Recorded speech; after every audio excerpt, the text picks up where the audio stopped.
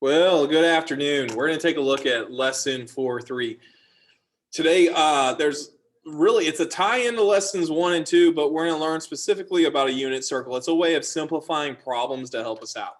Now, what I would suggest you do is open up from 4.3. There's an extra little document I've created here that I would recommend to you. So as you go here to 4.3, it doesn't matter if you're on PowerSchool Learning or here in Google Classroom. But wherever you are, make sure you've taken your attendance here. Number 2, if you're listening to me, you're either in person, you're on the Zoom, or later on YouTube, you're taking care of number 1. So that means it takes us here to number 3. Open up this lesson bell ringers, DOLs, I would suggest, like we've been doing. So I'd also encourage you to open up the pre-programmed graph, and specifically, I'm going to go spring semester and open up basic right triangle trigonometry. We're going to use that one today. And last but not least, you can close the other calculators. We won't need those again today. What I would highly recommend is up here under digital resources, this unit circle help. Honestly, I think I'm going to take this and move it down here. So if you're watching this later on, it'll probably be down here. This is huge help for helping us solve without having rounded answers, this unit circle. We're going to go over that today. So just have that open, and we'll get to that in a little bit. So where are we right now? There we go. Let's take a look at our bell ringer here. Number 1 says, a cable holds an 80-foot pole straight upright as shown. What is the approximate length of the cable rounded to the nearest foot? So when we deal with triangles, the step 1 I give you, or I have told you, is I would align my angles on the x-axis. So when you look at this problem, it appears to me that my 2 angles are already on the x-axis, so we're good in that regard. I'm going to put my y-axis there, although you'll see today that the y-axis can actually be placed on this angle, but we're going to leave it there for now. And so now I can properly label. This value right here will be my x distance. The pole represents the y height. And the cable would be my hypotenuse, my h. The 62 is going to be my theta that I use in the problem. So that was step 1 that we learned. In step 2 is I've suggested, I think the easiest way is always to have your unknown variable placed on top of your known variable when you solve a trigonometry. So on our problem, they said 80-foot pole. So my pole is 80 feet. So here where it says pole, I'm going to put 80 feet. And I'm going to move the y down right there. So my pole is 80 feet. That's my known. That's what I know the problem's given me. They've given me a y value. What it asked me to find is the length of the cable. Well, cable is my hypotenuse. So I'm going to be looking for h over y. So I'm going to give you 5 seconds. I want you to look at these 6 trigonometric functions over here on the side. And I want you to discover which one has a ratio that's y divided by h. 5, 4, 3, 2, and 1. You can either tell me or put it in the chat. Cosecant. All right, great. Way to use the whole word there, CSC, cosecant. That was great. Cosecant is the correct answer here. Cosecant is h over y. So if cosecant theta is h over y, for our problem, what that means, that cosecant of our x-axis angle 62 degrees will equal the h value, our unknown, divided by the y value of 80. And so if I'm trying to isolate the h here, it's being divided. In mathematics, you do the opposite. So to isolate the h, to get it by itself, how do you get rid of division by 80? What is the mathematical opposite of dividing by 80? Multiply by 80. Multiply by 80, both sides. So whatever I do to the left, I have to do the right side. That right there would equal the h. So if we type this in our calculator, 80 CSC 62 gives us our answer. Now, as long as you've opened up my graph, you're in the correct mode. But if you're using a different calculator at home, you're not using Desmos, or you're just using a blank Desmos graph, you might get a different answer because you might be in radians, which we learned radians last class. We'll get to that in a little bit, but you need to be in degrees. The answer, it says round to the nearest foot. So I would say this is approximately. So I'll do equal, squiggly equal sign for approximately. To the nearest foot, would you say 90 feet or 91 feet? 91.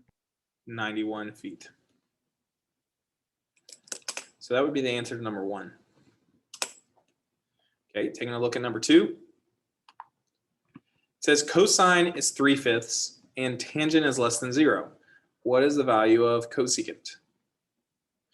Well, I'm going to translate here. Cosine is x over h. X over h equals 3/5. And tangent, y over x, is less than 0. What is the value of cosecant? H over y. So all I did is I translated using ratios. So here's what I can establish. H, we're going to learn a rule today that no matter what, h is always positive. So this h is going to be 5. If there were a negative symbol here, you would place it with the x. This one, there's no negative, so x is positive 3, which means here I can say, now that I know that x is positive 3, I could substitute that in there and say that y divided by positive 3 is less than 0. And now, how do you get rid of a excuse me, division of 3 mathematically?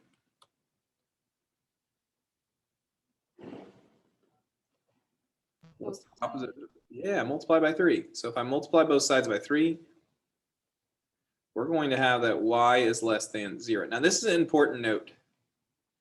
What this just told me, it doesn't tell me what y equals, but it does tell me that y is negative.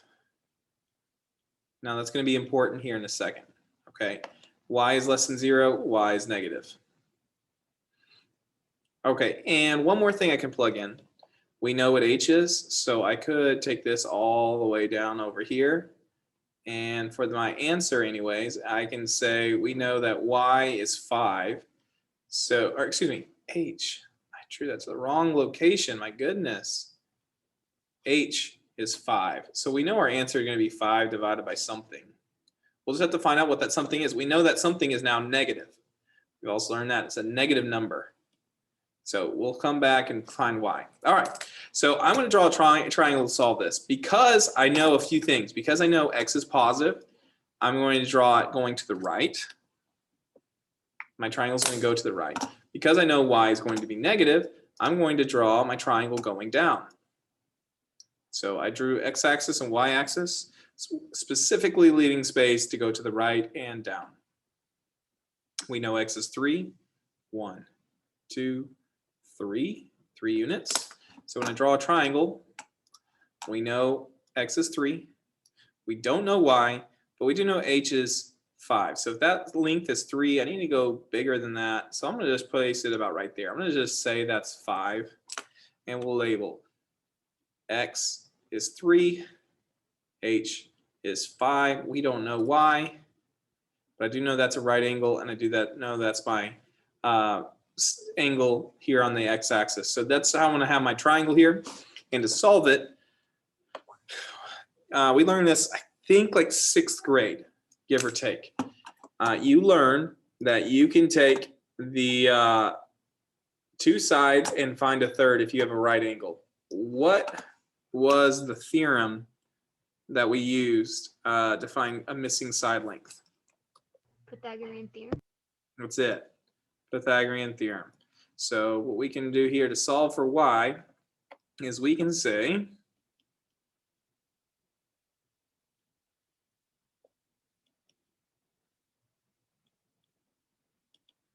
that x squared plus y squared equals h squared. Instead of a squared plus b squared equals c squared, I'm going to use the letters x, y, and h.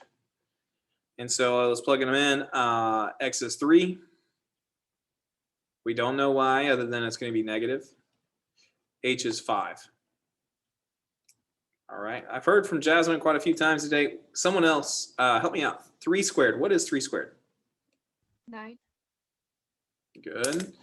And now another student. What is, let me, I guess, finish writing this out. What is 5 squared? 25. Thank you, Patricia. Okay, to solve this, we're going to isolate right now. This 9 is being added to y squared. What is the opposite of addition? Subtraction. Subtract. Yeah. Thank you also, Martin. Now, I heard Patricia and Martin there. Okay, so I have y squared equals 16. Now, some other student hadn't spoken up. What is the opposite of a square? How do I get rid of a square in mathematics? Square root. We square root it. Thank you, Mariana. And there was another voice I couldn't recognize, but thank you as well. We'll square root it. In math, there is a rule that if you're adding a square root that's not originally there, you need to add a plus or minus. But for us, we don't need to take plus and minus. Square root of 16 is 4. I don't need to do that. I know that y is negative. So for that reason, I'm not going to do the plus or minus. I'm just going to say it's -4. That's our y. And since I now know what y is, we can place it over here, and that's our answer. I was gonna realize I just now noticed your background. Oh yeah, I did that last class, I think. Yeah. Nice. Very educational. Yeah, just getting with the age, you know, digital background, right? All right, number 3. So both of these, for the record, this is straight up for lesson 4.1.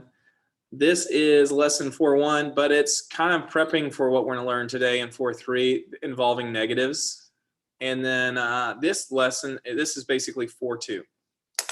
So 4.2, we learned about arc length, area, radians, degrees, all of that. And so here, as a general review, before I read the problem.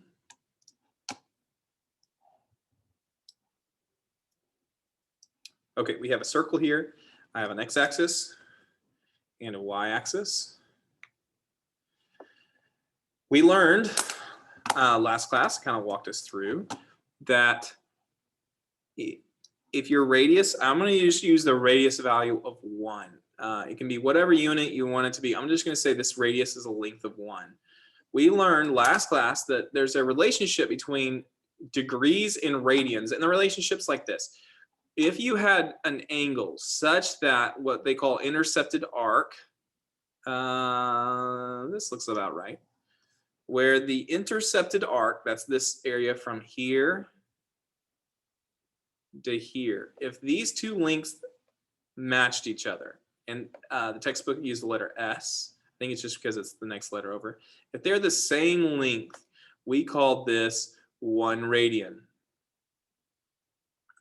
That would be 1 radian. And if you found where the arc length equaled the value of 2, let me just say it's right there. Let me say at this point, S equals 2. Then at this point in time, your angle would no longer be 1 radian. The angle would now be 2 radians. We call that 2 radians because the arc length is 2 radiuses long. And we found out that the arc length where it's 3 radiuses long is somewhere right in here, which would mean a semicircle, the length would be like 3.14, also known as pi. And for that reason, we learned that a 180-degree angle, what we typically think of a 180-degree angle, has an arc length of 3.14, and thus we could say in terms of radians that 180 degrees is the same thing as pi radians, where pi is still 3.14, but what that 3.14 is measuring is how many radiuses it takes to get to that point. It would take 3.14 radius lengths to get there. So even if the radius changed, and let's just say now the radius is 10, all these values would just be multiplied by 10 all the way around. And so this would be 31.4. And so that's all that happens. So pi and 180 equal one another. Okay, so now that I've written that out and did that little review, this says find the intercepted arc if the angle was 60 degrees. So 60 degrees is somewhere over here. I'm just going to place it there. This is what we call the initial side of an angle, always, always, always on the positive x-axis. If the angle is positive, we move towards the y-axis. So this would be a theta of 60 degrees. We have a radius on this problem of 15 centimeters. Both these, the initial side of the angle and the terminal, that means ending side of the angle, are the lengths of the radius. So I'm going to put radius on both of them because they're both 15. This problem says, what's the length of the intercepted arc? Meaning, what's the length from here to here? Another name that I usually use is arc length. What's the arc length from there to there? That's what we're solving for. And so we had a formula for that. The formula was, if you're in radians, pi times r, very simple. This is not in radians. So we had to use that conversion that I had written over here, or I think I wrote it in the middle actually, that pi is congruent, pi radians is congruent to 180 degrees. And you would use that like this. You would multiply by the fraction, and if I'm in degrees, then I would need to cancel degrees, which means 180 would go down low, pi would go up above. This is the value I would type in my calculator to come up with the length of this arc. If this is 15 centimeters, let's find out what this length is. So I'll come over here, we'll type in 60 degrees, that was my angle, times the radius of 15 times pi divided by 180. I'm getting 15.7 centimeters, and it says round to the nearest tenth. Well, I just rounded it correctly then, 15.7. So when we type this in, I typed in 60 times 15 centimeters times pi over 180. And we found out, let me give you this as the exact answer. Exact answer means type it in without pi. The exact answer would be 5 pi centimeters. That's the exact answer. With pi, you always have to round because pi is a never-ending number. So if you're not going to round, you have to leave it. Pi is part of the answer. So if we're going to now round it, now I'll come back over here and put a pi there. Put a 1 because it was just 1 pi. The answer would be 15.7 centimeters. Hey, mister. What's up? I'm sorry. I don't know what was going on with my internet, but it was taking forever for this to like load. So what did I miss? Examples 1 and 2. So, all right, so there's the bell ringer. So now let's jump into lesson 4.3. So 4.3 really ties in a lot of the loose things that in lesson 4.1 and 2 I was introducing you to, but just did not, I just kind of wanted to introduce you to, but never completely walk through everything. We're going to be talking about what we call a unit circle. What that means is we're going to be looking at a circle that's 1 unit radius. Circle with a radius of 1 unit. So we're going to be looking at a circle where the radius, we do a red line like I normally do, has a length of 1 unit. The radius equals 1. And we're going to find a whole bunch of values. Now, a little introduction here that I think this is great. And by the way, I'm going to switch over here to, I told you earlier to open up this unit circle. So I'm going to use that. I'm going to walk through how we get these values. So something that I think most students know is degrees. I'm going to start with degrees here.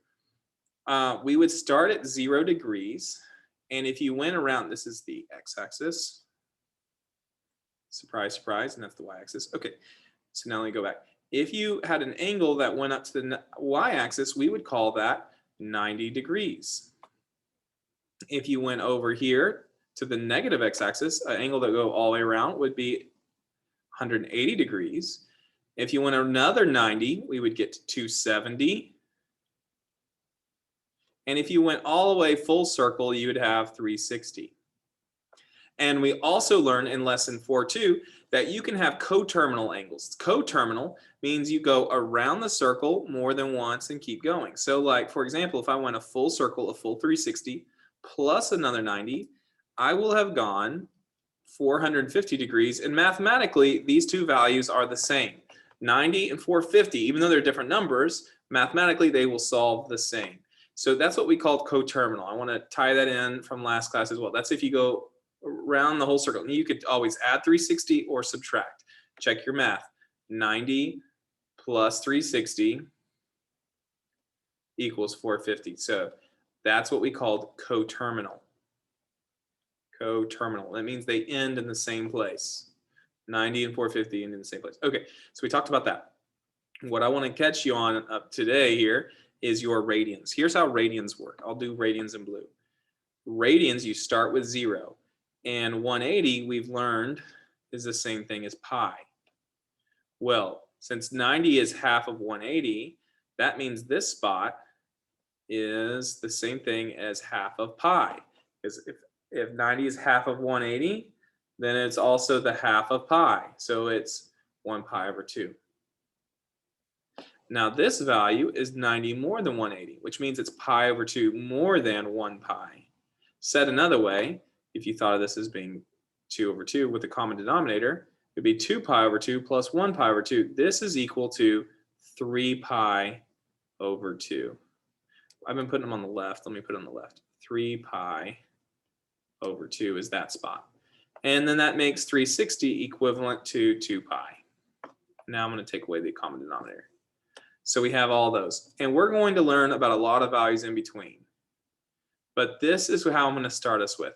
We have a unit circle. What that means is we're going to have a point, any point that you use has a radius of 1 unit. So if I go 1 unit to the right, that point would be x value 1, y value 0. If I went up 1 unit, this value would be 0, 1. This one is left 1 unit, so this would be considered -1, 0. And this point down here is down 1, be x, -1. Okay, we're going to take all these values and start working through. But the key thing you realize is that my circle has a radius of 1 unit. And for any other terminal point, let's just say we have a triangle or a terminal angle that ends wherever it is. Let's just say it's right there. What we're going to learn today is we can solve a circle just the same way we did a triangle beforehand, where we're going to call our radius the same thing as the hypotenuse. The radius will become the hypotenuse. We'll have an x and a y. We'll be able to solve this together. So that's kind of in a nutshell what we're doing today.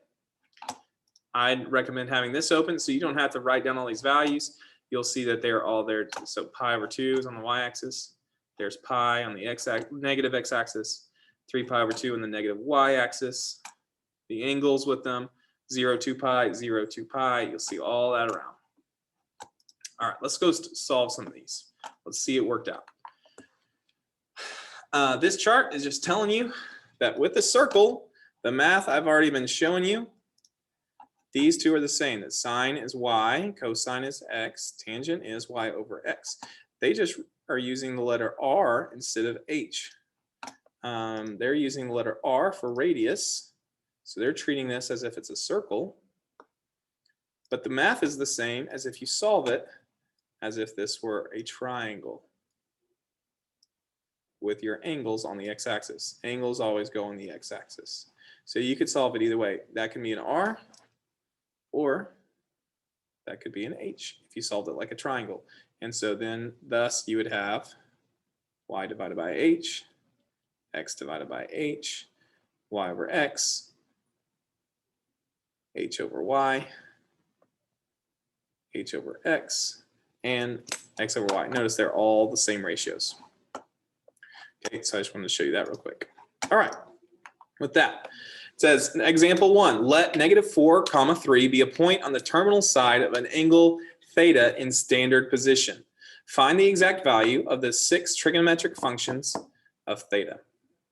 All right, so it uses a lot of words here. First, it gives us a point, and this point is in x, y form, x, y. So what I'm going to do is draw a little coordinate grid, or rather not a whole grid, but just the x-axis and y-axis. And we're going to plot our point. This says go left 4 units, up 3 units. Left 4, 1, 2, 3, 4. And up 3, 1, 2, 3. They use this word terminal. What initial, if they said initial, what that means is the starting point. An angle always starts on the positive x-axis, but it can end anywhere. This one's going to end at the point -4, 3.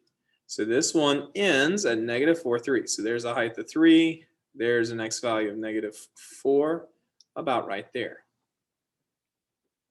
So it says find the exact values of the 6 trigonometric functions. And so it doesn't matter how you look at this.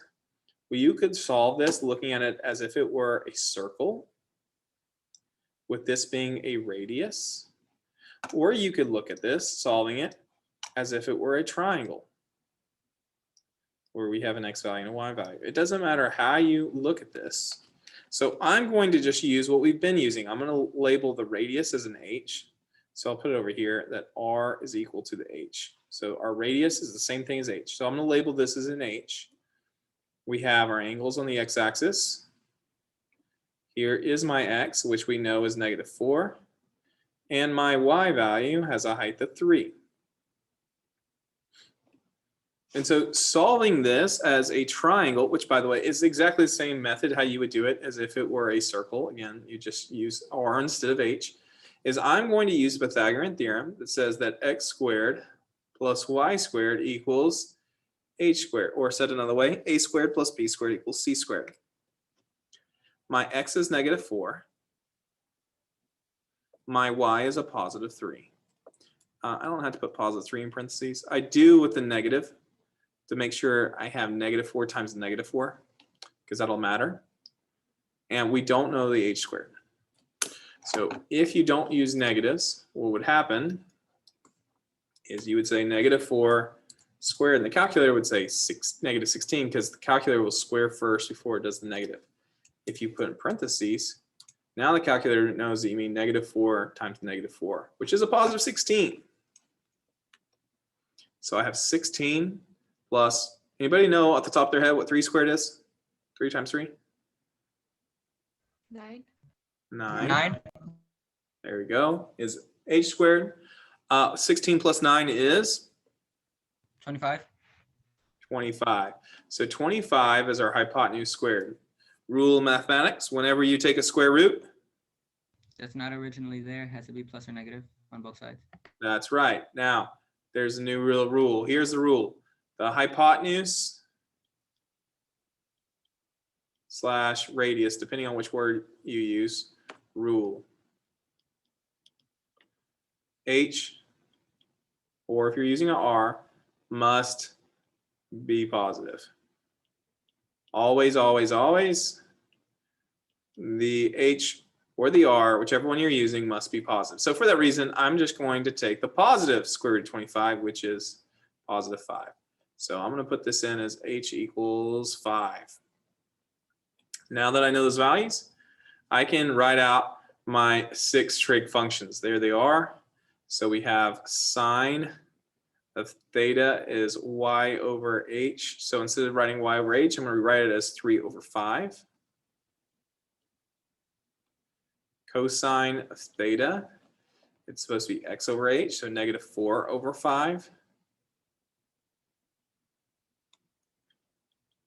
Tangent of theta is y over x, 3 over -4. Sine's reciprocal is cosecant, whoops, CSC, which would be 5/3. You take your y over, excuse me, h over your y.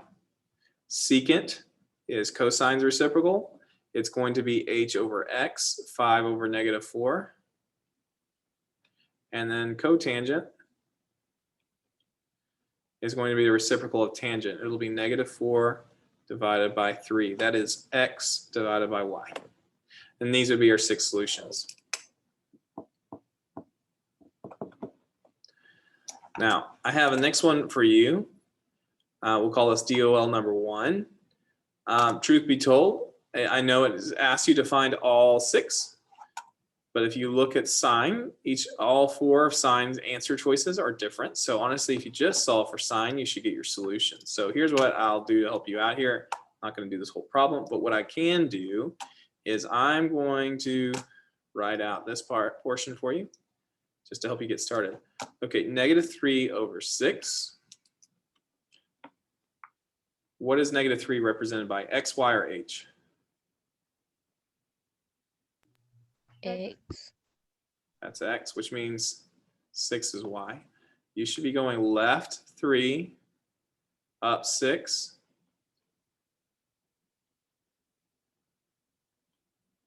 There's your y, there's your x.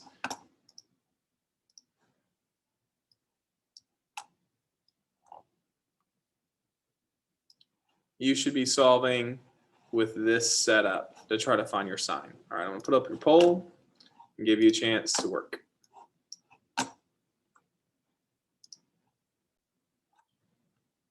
All right, so I'm not gonna solve this whole problem with you, but what you could have done is draw a triangle.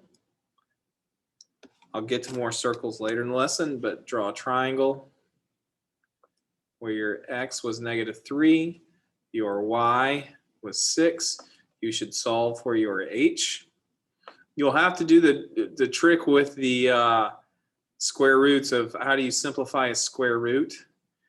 And I'm just going to remind you that with square roots, you can use either upside down division or you could use factors. So for example, if you needed to know, let's say the square root of 72, you could say that's the same thing as square root 2 times square root of 36, which, since you know that, it would be the square root of 2 times the square of 6, or 6 square roots of 2.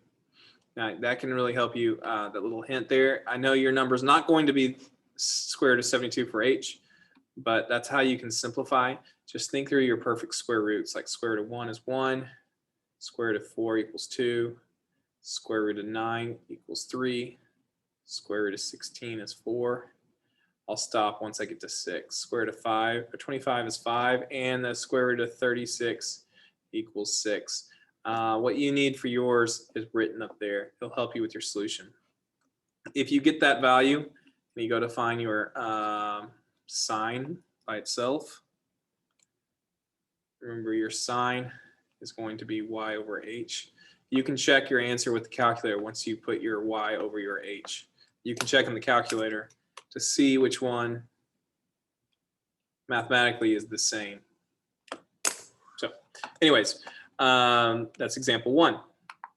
Let's take a look at example 2. It's going to introduce what we call quadrantal angles. And I need to switch over here. Quadrantal angles is talking about the angles that are on the quadrants, the y-axis here, the negative x-axis, the negative y-axis, or the positive x-axis. Those are quadrantals.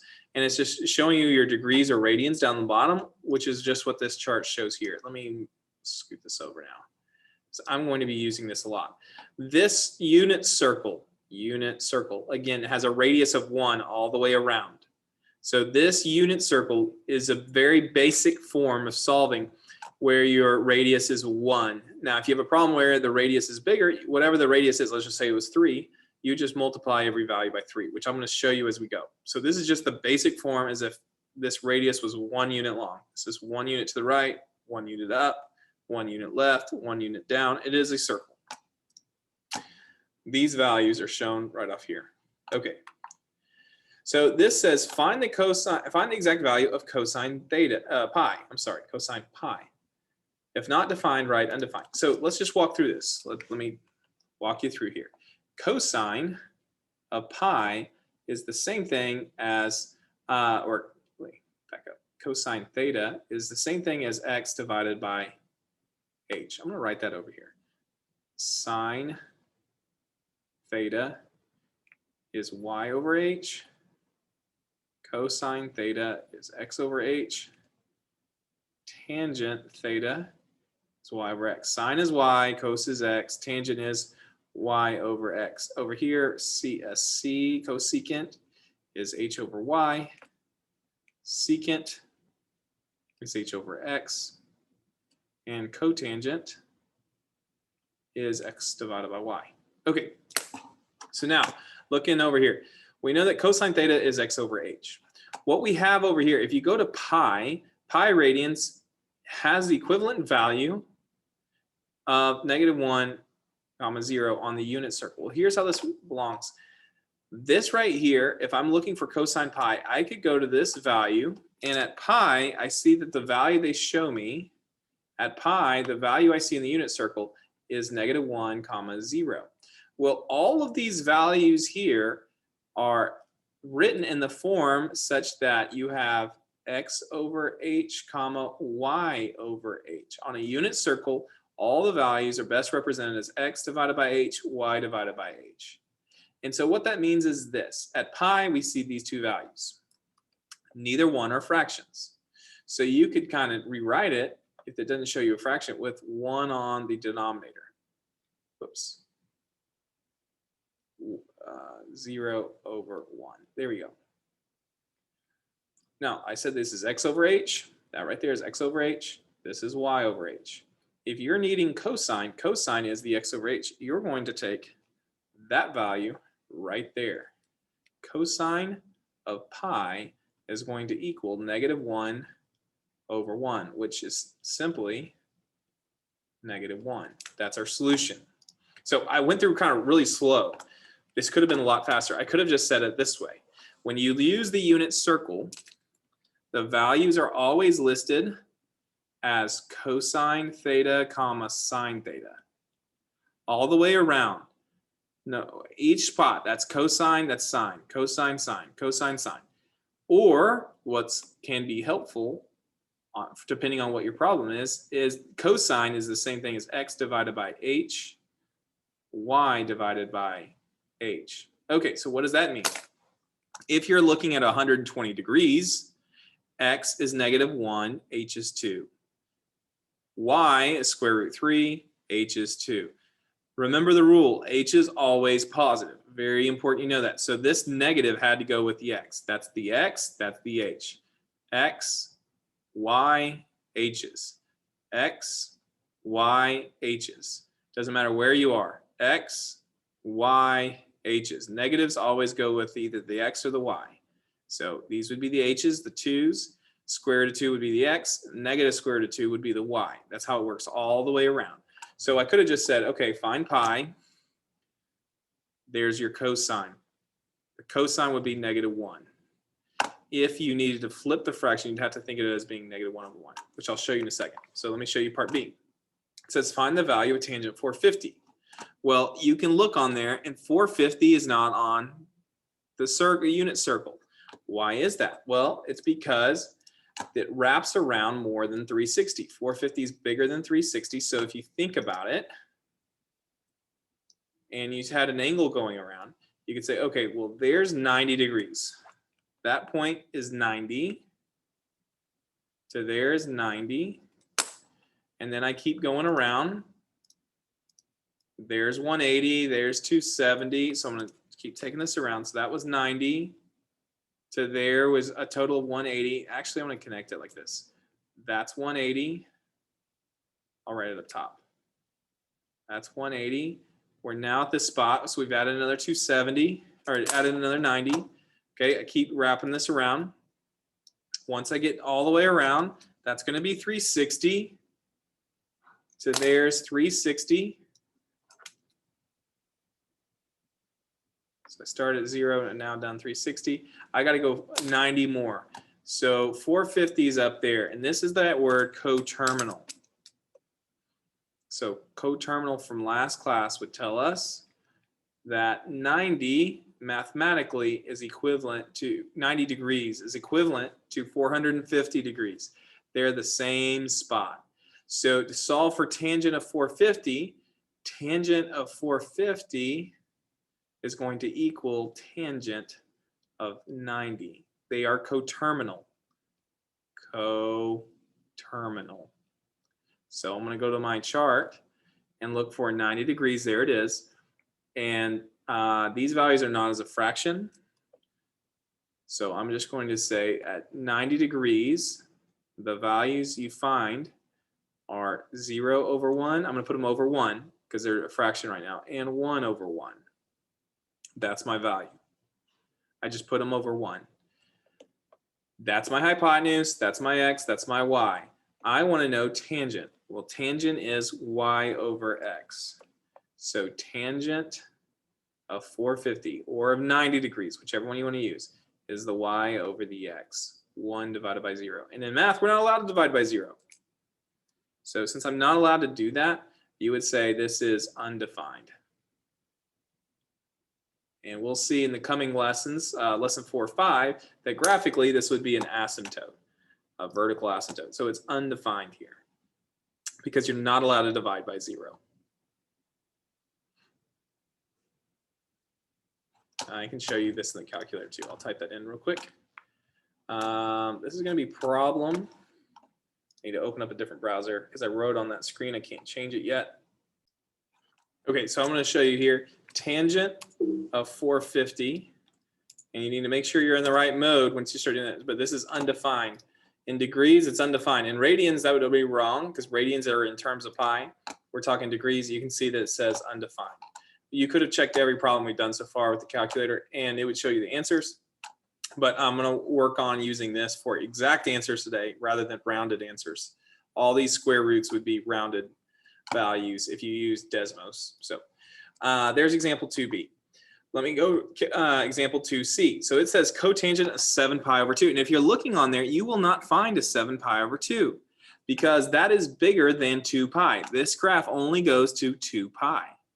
But the reason we use circles as opposed to triangles is because the thing we know about circles, it just keeps wrapping and going and going and going. A circle's never ending.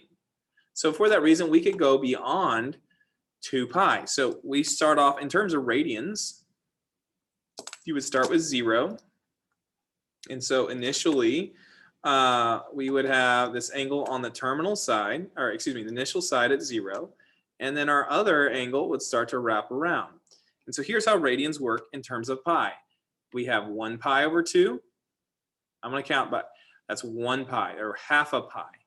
When you get here, you have 2 halves pi, which 2 halves pi gets simplified to become 1 pi. But I'm just going to write it as 2 halves pi. So I have 1 half pi, 2 half pi. This is 3 halves pi. All the way around would be 4 halves pi, which is equivalent to 2 pi, 4 divided by 2. If you keep on going, you'd find coterminal here, 5 pi over 2. Those are coterminal. This would be 6 pi over 2. And now we finally come to 7 pi over 2, and we found the coterminal value. So for this particular problem, we're looking on the negative y-axis at the point.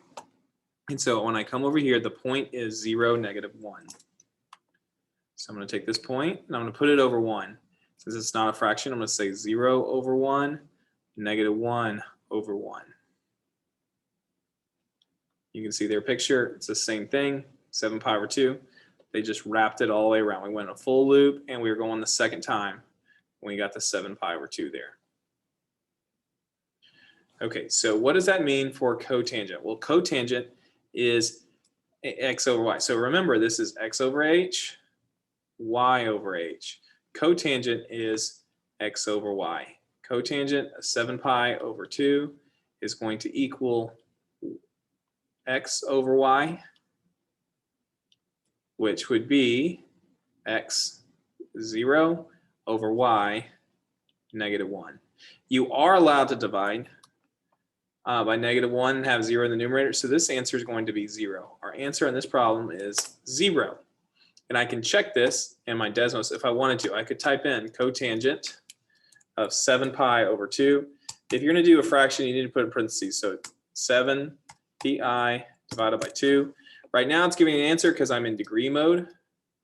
If I switch my mode here to radians, you'll see that the answer is in fact 0. So we did do it correctly.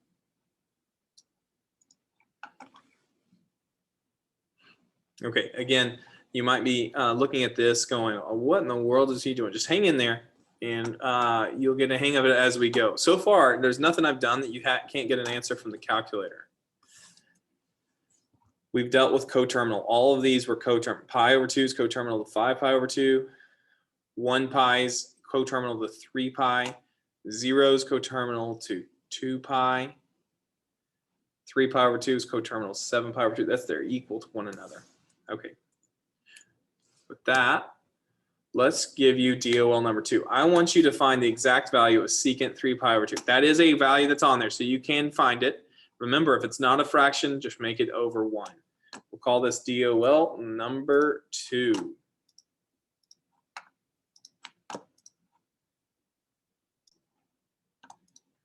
All right, when you take a look at here, this particular problem, what we need to consider is that our angle that the unit circle will show you at 3 pi over 2 is not listed as a fraction. And so 3 pi over 2, if this is the initial, here's your 3 pi over 2. That right there, that angle is 3 pi over 2. The value on the unit circle, if you had a circle here, the x and y coordinate, I should say, is listed as 0. You need to make that 0 over 1 and then negative 1 over 1, where this is in the form of x over h comma y over h. If you use this, you can come up with what secant's value should be. And you can check with the calculator as well. All right, example 3. So now we're going to talk about reference angle. I've actually used this term. It's basically whenever you draw a triangle, you make your angles be on the x-axis. So like this angle in particular is not on, it goes from this positive x-axis always around, but the reference angle would be the triangle that makes the angle connect to the x-axis. It would be this little angle here if you made this into a triangle. So just using this particular problem they've shown, if you made this angle into a triangle where it connects with the x like this, the reference angle is your x-axis angle. So it's the same trig that I've been teaching you with triangles. When they talk about reference angle, it's just the angle that connects it to the x-axis. Okay, so nothing's different. On all 4 of these, you'd have the same math. That's the angle. The reference angle is the angle that connects you to the x-axis.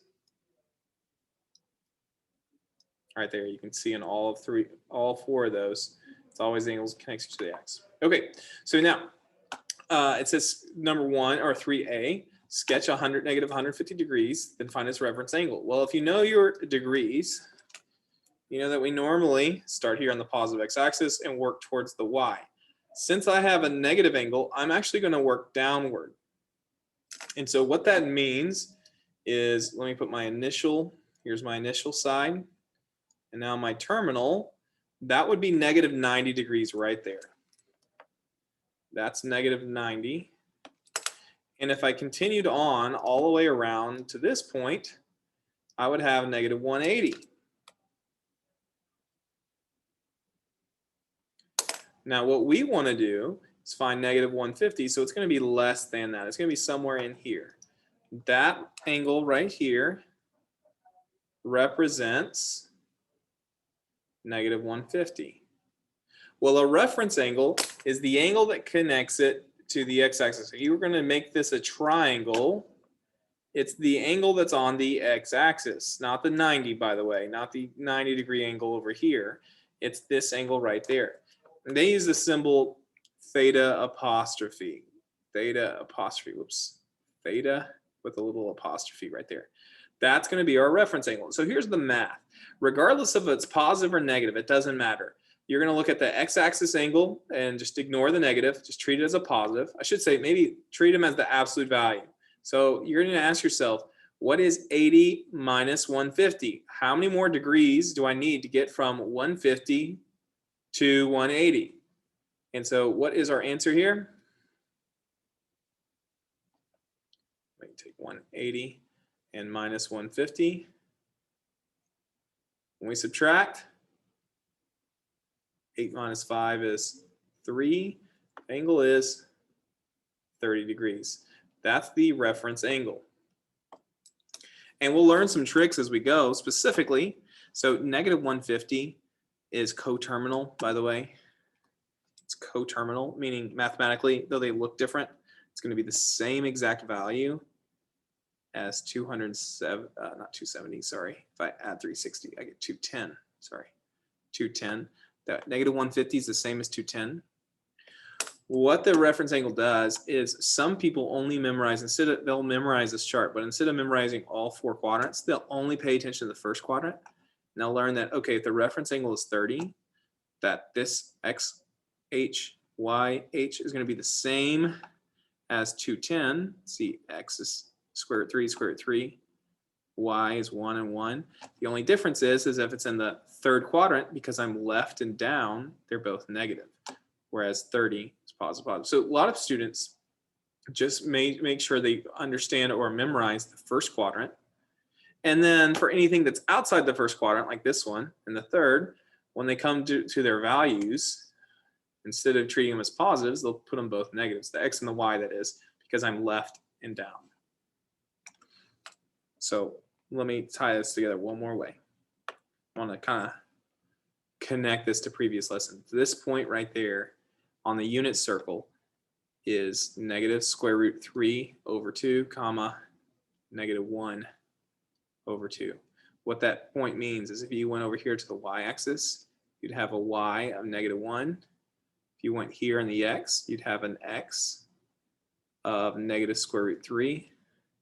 And your h here would have a length of 2, just to try to connect this to that. Okay, let me do another one. Here's 3b. It says sketch 3 pi over 4, and then find the reference angle. So 3 pi over 4, if you look at this chart, you can see it's right in the middle of the second quadrant. That's because the y-axis is represented by pi over 2. The x-axis is 0, or if you go all the way around, 2 pi. Here, down here, we're at 3 pi over 2. This is 1 whole pi. So that's obviously half of it. If you have an angle that's 3 pi over 2, or 3 pi over 4, I'm sorry. That's like, if you think in terms of money, there's 4 quarters and $1. So I'm going to talk quarters. You have 3 quarters. It's like 0.75. That's half. That's a whole. 0.75 is right in the middle of that. So the value is right over here. That's 3 pi over 4. So that's an angle of 3 pi over 4. What a reference angle is it's the angle that connects to the x-axis. So you're going to draw a reference triangle. That's what you'd call what I'm drawing right now. A reference triangle is the triangle that connects it to the nearest x-axis. The reference angle is the angle inside of the reference triangle that's not the 90 but connects to the x. So basically you're asking yourself, how many radians do I need to get from 3 pi's over 4 to 1 pi? Or, let me write it this way, 3 pi over 4 plus the reference angle has got to equal 1 whole pi. If you've got a common denominator, you can see the math work its way out really fast. 3 pi over 4 plus the reference angle is got to equal 4 pi over 4. If you're going, how did I get from this to this? I just got a common denominator. The denominator is 4. So 1 pi is the same thing as 4 pi's over 4. 4 over 4 pi. So how many pi's over 4 do I need to get from 3 pi over 4 to 4 pi over 4?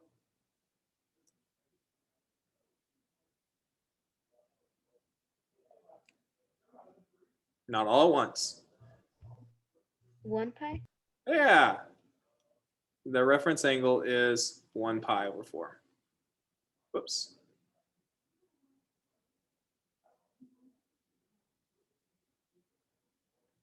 Okay, at this stage, I'm going to give you a rule. Here's the rule. A reference angle is an angle that's always going to be between 0 and 90 if you're in degrees. So reference angle rule. Here we go. Reference angle rule here is that if you're in degrees, it's always between 0 and 90. So no matter where your triangle is drawn, it's going to be less than a full quadrant to get to the nearest x-axis. So it's always between 0 and 90. Or if you're in radians, it's always between 0 and pi over 2, because those are pi over 2 and 90 are equivalent, 0 and 0 are equivalent. So your answer is always going to be one of these. If you're in radians, this is super simple. If you're starting with a pi over 4, the answer is going to be pi over 4. If you're starting with like a, let's say, I don't know, 4 pi over 3, your answer will be pi over 3. It's the same denominator. It's great. In radians, this is super simple. If you start with 7 pi over 6, your reference angle is going to be 1 pi over 6 for the reference angle values, or for the unit circle values there. So that's going to be really nice. As you kind of play around, you start to see this. That's how to work. Why is this the case? Because if you have 3 pi's over 4 and you need to get to 1 whole pi, you're missing a common denominator value. That's why it's always going to just be the same denominator. Very nice. You're pre-AP, so I will jump off. What do you do if it's not a value on there? Let's say that it was 3 pi over 11. Well, 3 pi over 11 is not a good one to use. For this quadrant, let me say if it's 9 pi over 11. What you'd ask yourself is, how many pi's over 11 do I need to get to 11 pi over 11? The answer would be 2 pi's over 11. So if it's not on this circle, you do have that. But if it is on the circle, it's just going to be whatever the denominator is, the first quadrant denominator value, if it's a value that shows up on the unit circle. Okay, I said a lot more than I need to. I want you to try to find the coterminal for 520. We'll call this DOL number 3. I'll give you a hint that you need to draw it out and find its coterminal value. That 520 is too big for this because this only goes to 360. They didn't put a 360 right there, but there should be a 360. So you need to find out where 520 would be to get your answer. So my hint for you here is 520 is over 360. So that means if you were going to draw it out like I have been doing previously, here's your initial side. The terminal side would go around over a full loop, which means you already have a full 360. But you have to keep going until you find where that 520 would be. And it'll be somewhere over here. You would connect it and take it from there to the nearest. That right there is now 520. So your reference angle is the angle that connects it to the nearest x-axis from there.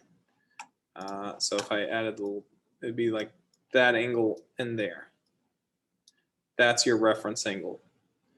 Okay, so you can kind of think through that, how many degrees it should be. All right, let's go on to now number 4. So this is just telling you that the reference angles here will kind of give you the equivalent fraction values as the entire angle, what I was kind of walking through earlier. So let me show you here. Sine 4 pi over 3. Now remember, sine is the y value. So when you find sine 4 pi over 3, which I see on the unit circle right here, my answer is going to be the y value. That is my negative y over h, which sine is negative y over h. So my answer here, sine of 4 pi over 3 is going to equal negative square root 3 over 2. That's the exact value, no rounding whatsoever. If you type that in the calculator, it'll give you a rounding answer. Sine of 4 pi divided by 3. Even if I'm in the right mode, which I'm not sure if I am or not, yes I am, radians, you can see that that gives me that value, whereas negative square root of 3 divided by 2 is the exact value without rounding. And so that's why the unit circle is very helpful to help us find our values. Now, how does a reference angle help? Well, the reference angle, if you look on the reference angle for radians, the reference angle for 4 pi over 3 is pi over 3. Now, why is that? Because the closest x-axis is 1 pi, and you are 1 pi over 3 past 1 pi. So the reference angle is pi over 3. If you looked at sine of pi over 3, the sine of pi over 3, which is right here, you get the value square root 3 over 2, which is close. The difference is 4 pi over 3 is located in the third quadrant down here, and on that value, y has to be negative. Y is negative since it's down low. y would be negative.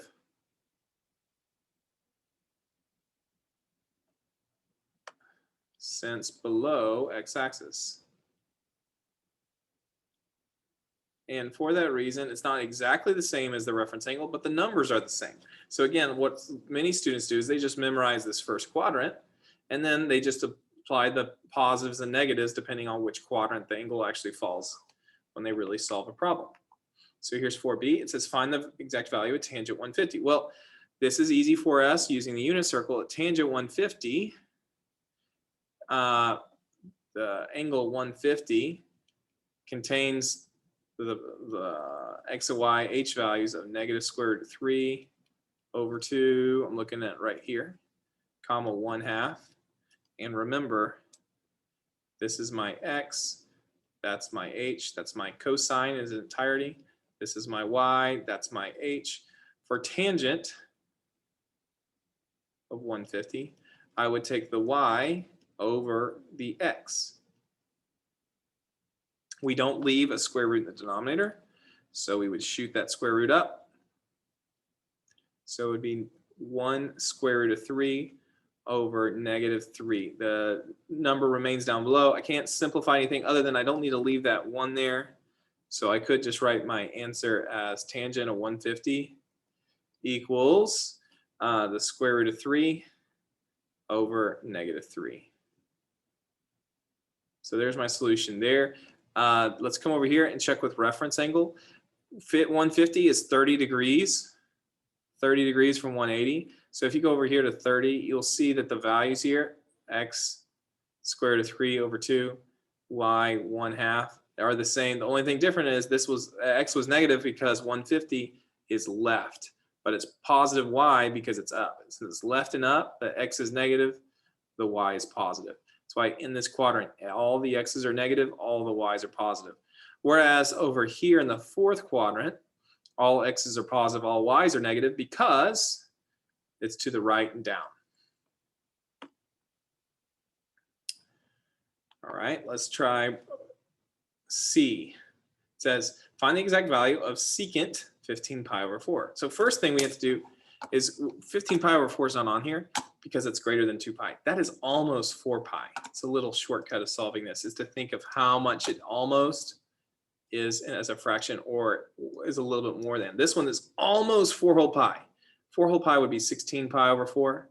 Since it's almost 4 whole pi, it's going to be located almost at 4 pi. So how am I saying it's almost 4 pi? Where am I getting that?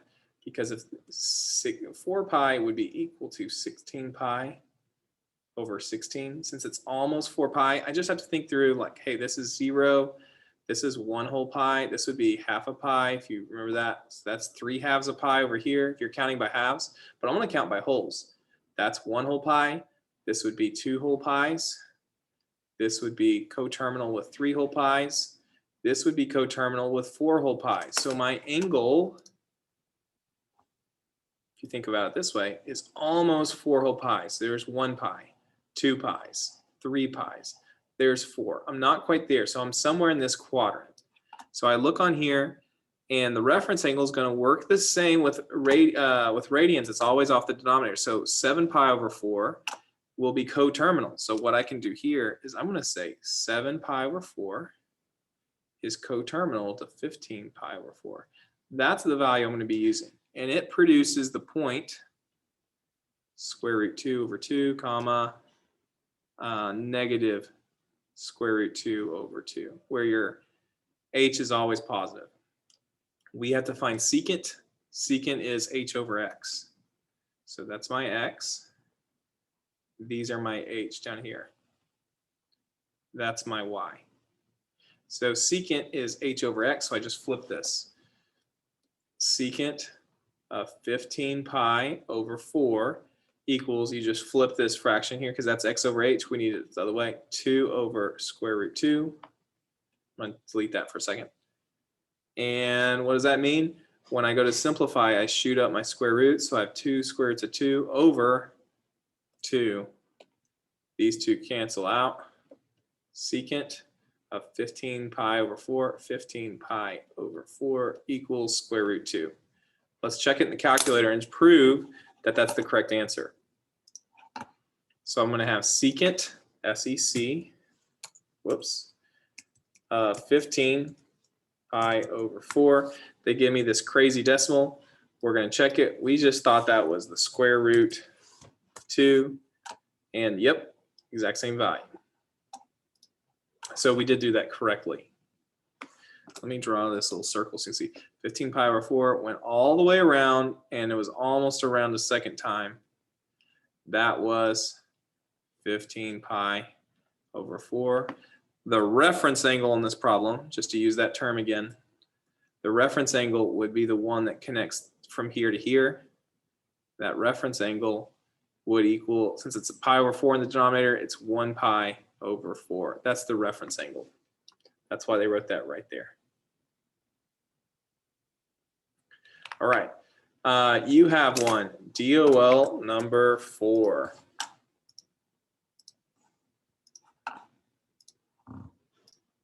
My one hint to you, I'm not going to give you much more than this, is that remember on the unit circle, it's each value is cosine comma sine, or you could say x over h over y over h, depending on what you're working with.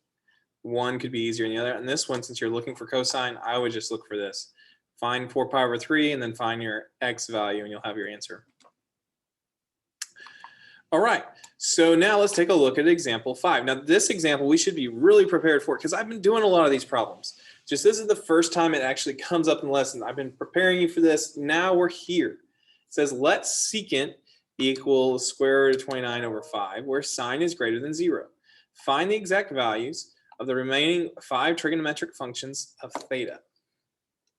Okay, so let's take a look at this. Secant is h over x.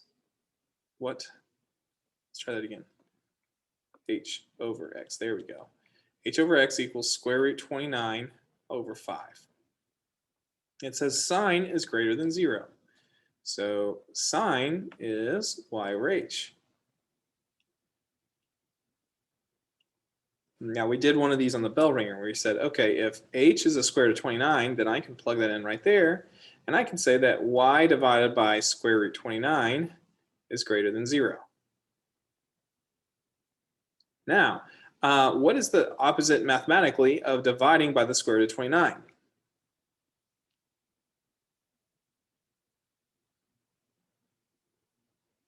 Multiply. Yeah, we multiply by the square root of 29. And what we just found out is that y is greater than 0 times square root of 29 is 0. We just found out y is positive. Now, I don't have a triangle yet, so I'm just going to draw a quick triangle. Because I know x is positive, I want to draw mine going to the right. Because I know y is positive, I want to make sure this triangle is going to be going up. So I'm going to have an x value here, or an x-axis and a y-axis. X-axis value is going to be 5 units, 1, 2, 3, 4, 5. Our h is unknown. No, my y is unknown. My h is known. That's 5 units. My h is square root 29, which is going to be 5 point something. So it's going to be, I don't know, let's just put it there. It's going to be a little bit bigger. Not too much, but a little bit bigger than that line. So what I have so far is that my x equals positive 5. My h is square root 29. And we know whatever y is, it's positive. There's that. There's my reference angle. Now, if you haven't caught this today, with the circle, you put the y-axis right there. But for solving purposes, it doesn't change anything at all. Okay, so there is my values. There are my values, use proper English. So how would I solve for this y value here?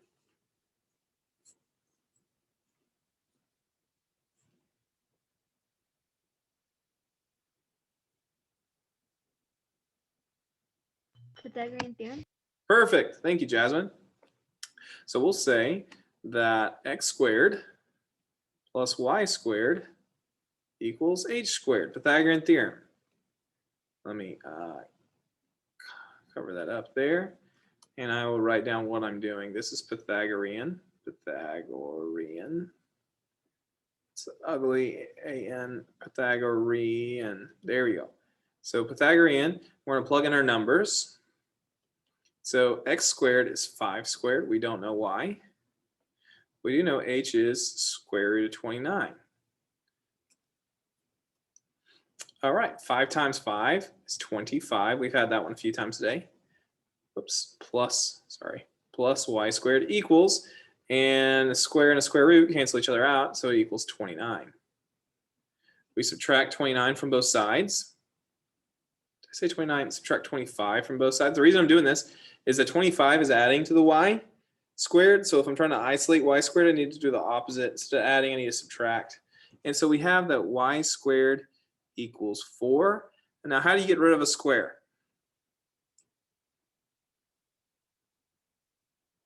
Square root.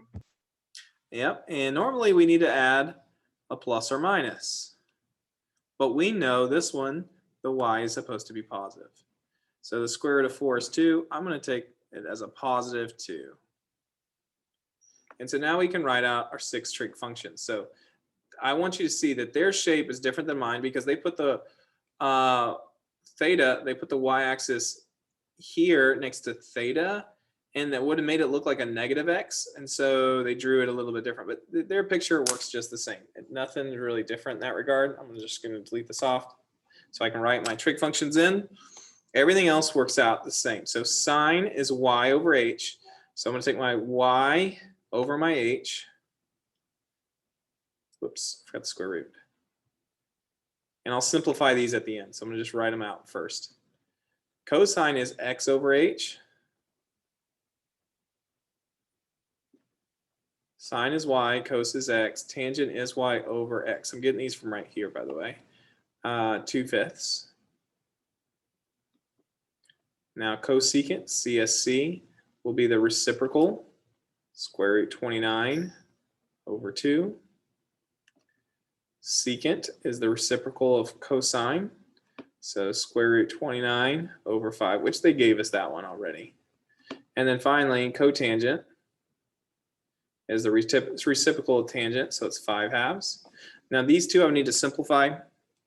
I would need to shoot up, whoops, try to change color, it didn't work there. Let's try that again. Yep, shoot up the square roots. So I would actually have 2 square roots of 29 over 29, and I would have 5 square roots of 29 over 29. That right there would be my 6 trigonometric functions.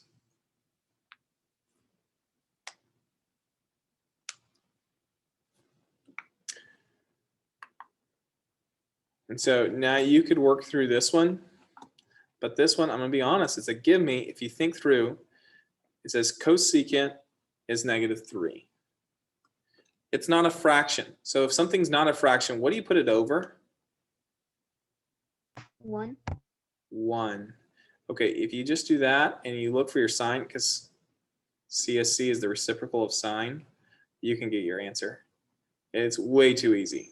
So just off of that, because all the sign options are different, you'll know which one's your answer once you take the reciprocal. So I'm actually going to just straight skip over giving you a poll for this one.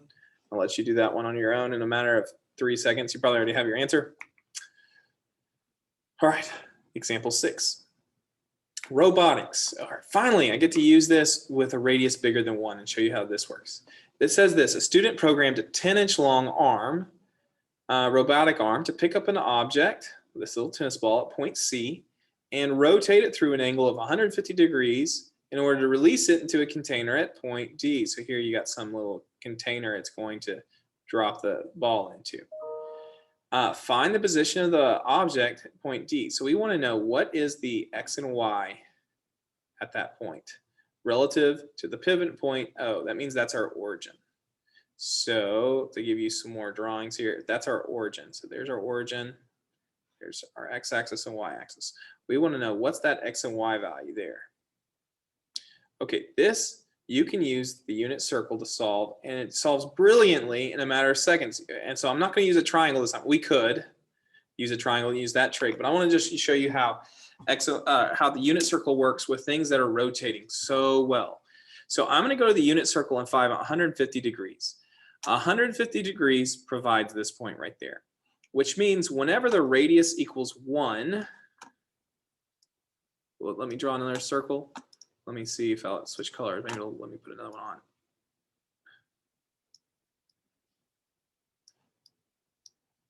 Sorry, I don't know what's going on.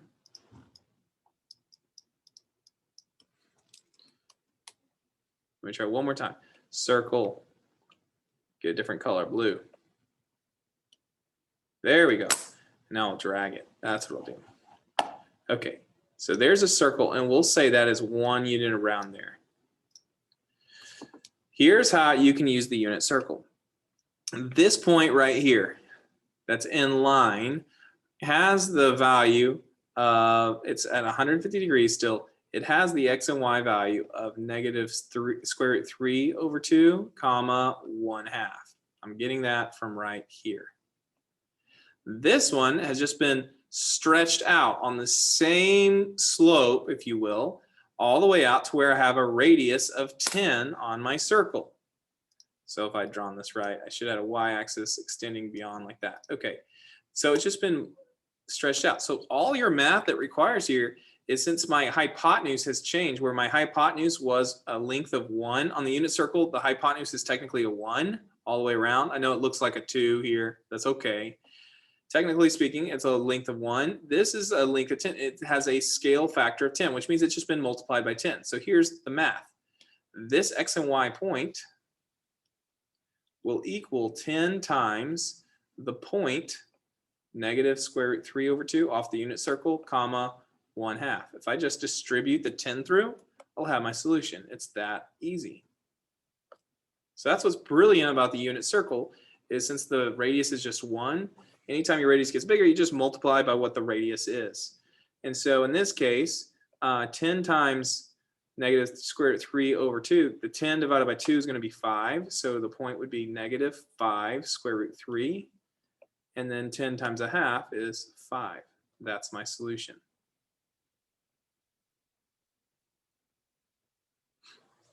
Okay, I'm going to give you one. I don't want to blow your mind too much. So this x comma y, I'm going to let you try and see that, oh, wait, that really isn't that complex. I just found 150. Because my radius was not a 1, I just multiplied these values by the radius. That's all I had to do. You could have used a triangle and done a normal trig. You would have had to find that this is a 30-degree angle, but you could have done it that way and you'd still get the same answers. Okay, let's try it. Let you try one. It says a 4-foot-long minute hand on a clock on a bell tower shows a time of 15 minutes past the hour. What is the new position at the end of the minute hand relative to the pivot point 5 minutes before the next hour? So your problem, what you're going to have to solve for, is you have a clock where it says the radius is basically 4 feet long. It shows a time of 15 minutes. If you don't know, 15 minutes is here. That's 15 minutes. 15 minutes past the hour. What is the new position at the end of the minute hand relative to the pivot point at 5 minutes before the next hour? Well, 5 minutes before the next hour is not right there. It's going to be right over here. So this is 15 minutes before the hour. This would be 10 minutes before the hour. And let me wait. 15, 10, 7.55. It's going to be right there, which means you're looking at an angle of 120 degrees. That's what you're doing there. It's an angle of 120 degrees. This would have helped it on a clock if we, here's how it's normally written. So I'll give you a moment to do this.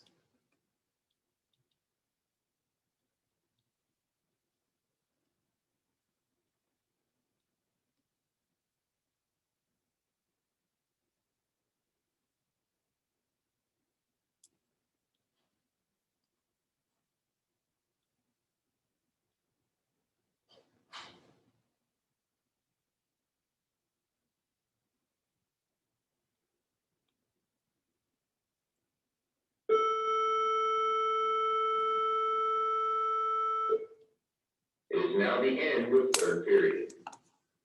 So this is the problem you'd solve here. And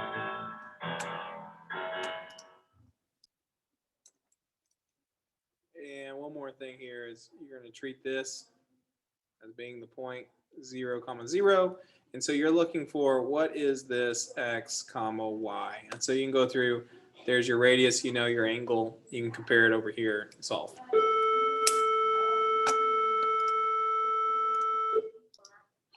All right, so finishing us off, what the textbook finally gets to is what I've been showing you here, that sine is relevant to y, that cosine is your x.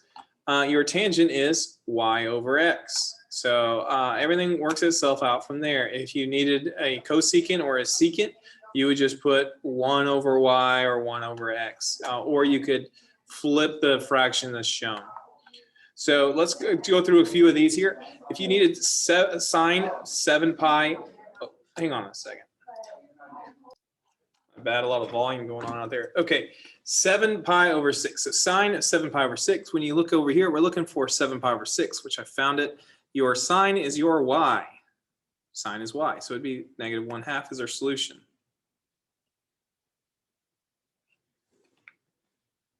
That's from pi over 6. 7 pi over 6, excuse me, with a y. That would be your cosine right there. So cosine of pi over 3. So we look for pi over 3. Here it is. The cosine is the x value, so it's 1/2. The sine would be square root of 3 over 2, just for the record. So now tangent 4 pi over 3. So what you'll have to do when it's tangent is you'll take the h's are the 2's underneath. The x here is, the h is 2. The x is -1. This is not the order I usually write this in, but whatever. That's what it is this time. The h's are 2. That's the x. That's the y. Negative square root of 3. Tangent is y over x, so it's negative square root of 3 divided by -1. 2 negatives make a positive, and dividing by 1 leaves us with the numerator. Square root of 3 is our solution. And now secant of 270 degrees. So now I'm looking at degrees. I'll go over to 270, and the value I see is 0, -1. Because these are not fractions, what you can do is just treat it as over 1 over 1. Now secant is the reciprocal of cosine. And so the cosine is this value. So the secant, let me put this here, 270, generated that value. The secant of 270 is equal to 1 divided by 0. And since you're not allowed to divide by 0, this one would be undefined.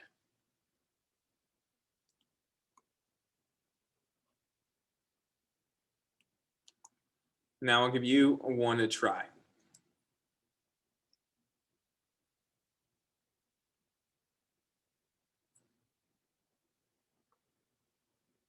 Okay, so just remember on this one with square roots, the trick is if you have a square in the denominator, you shoot it up and the square root goes up to the numerator, and in the denominator, you just take away the square root. That'll help you on this problem.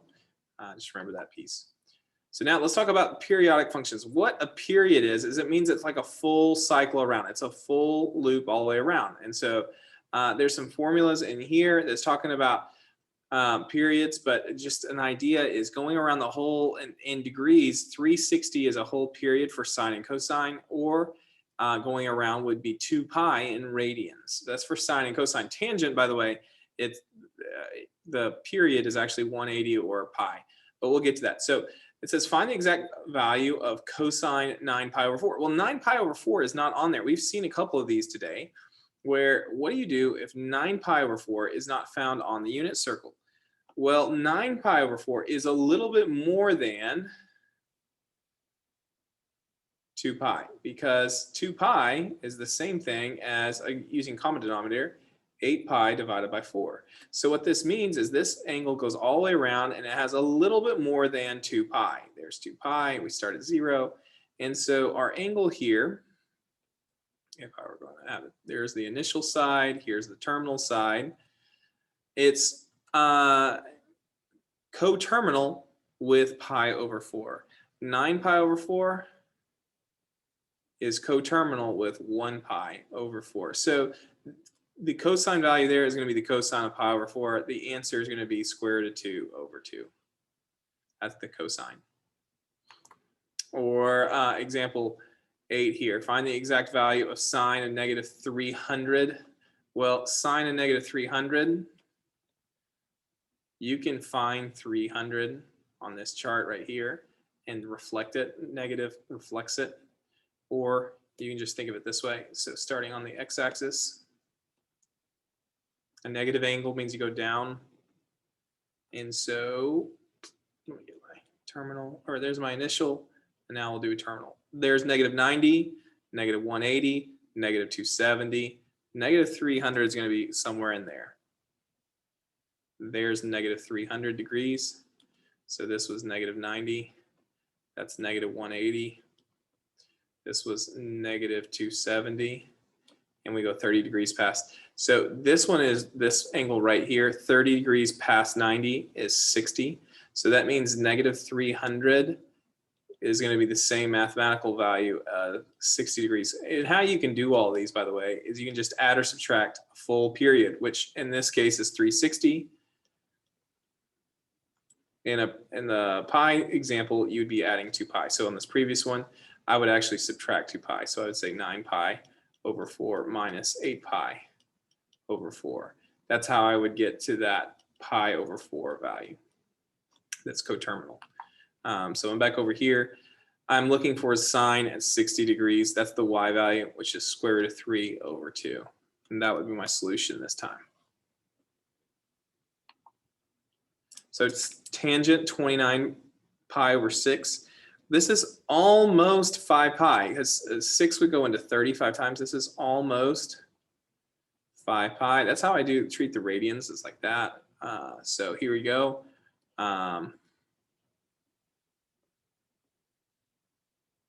There's my initial on the x-axis. We always start on the positive x-axis.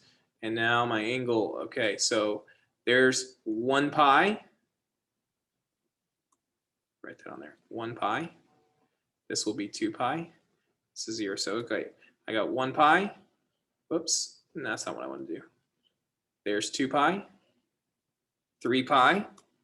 So this is coterminal with 3 pi. I go around again, which is coterminal with 4 pi. And by the way, these are also coterminal with 0. So I could have put the 0 there. These are all coterminal together. And now I get to 5 pi. When I go around this time, I get to 5 pi. Now this is almost 5 pi. It's not quite there. So this one's going to be in this angle over here. So I went 2 full loops around. I went to 2 pi, I went to 4 pi, and then I almost got to 5 pi. That's 29 pi over 6. And so it's the pi over 6 in this quadrant. So I'm going over here. Again, using a different term, reference angle here is pi over 6 because that's my denominator. I'm looking at the pi over 6 in this quadrant. This is my value. I want tangent. So there, my x is negative square root 3. My y is positive 1. My h is 2. So tangent is y over x. It's 1 over negative square root 3, which will equal, when I shoot this up, negative square root 3 over 3. It doesn't matter where you put the negative.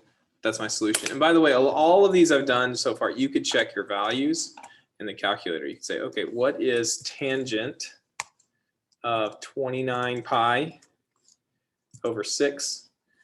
And then see if your answer is correct. We thought it was negative square root of 3 divided by 3. You can see that decimals match up, so we did do that one correctly. So that's just kind of a little helpful way of solving this. And I'm just going to add this into my notes right there so you can see it later. It'd be helpful. Whoops. I don't know what I just did there. Let me try this again. Right there. You can see it. Okay. So now I have one for you to try.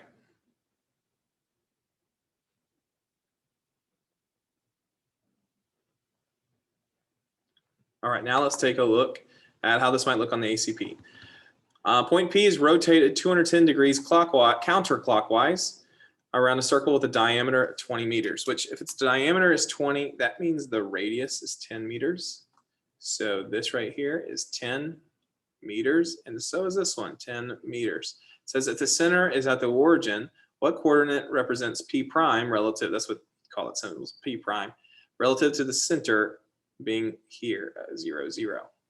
Okay, so we want to know what is that value in terms of x comma y. And so the easiest way, if it's 210 degrees and you have a reference your unit circle right here, is to find this value and multiply it by 10. Again, you could make a triangle out of this. And I believe if you just check when I made this video as an ACP prep or made it individually, this is the way I do it, as a triangle. But it's easier if you apply what we learned today. Just take 10 and multiply it times the point, because this is for a circle with a radius of 1. This is a radius of 10, so you just have to multiply the values by 10. So it would be 10 times 210 is here, negative square root 3 over 2, comma, negative 1/2. And when I distribute this 10 through, I would get my answers, which would be negative 5 square root 3 and negative 5. That would be my solution.